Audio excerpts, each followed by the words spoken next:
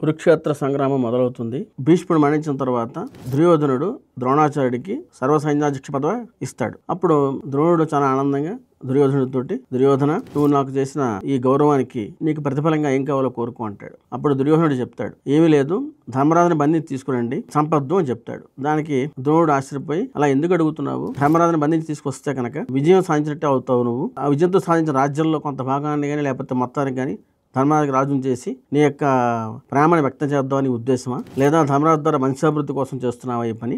నాకు చాలా ఆనందంగా ఉంది. దీన్ని బట్టి తెలుస్తుంది ఏంటంటే ధర్మరాజు అజాతశత్రువు అని తెలుస్తుంది. ఎంతో ఉన్నత గల మనస్తత్వం గలవాడు ధర్మరాజు.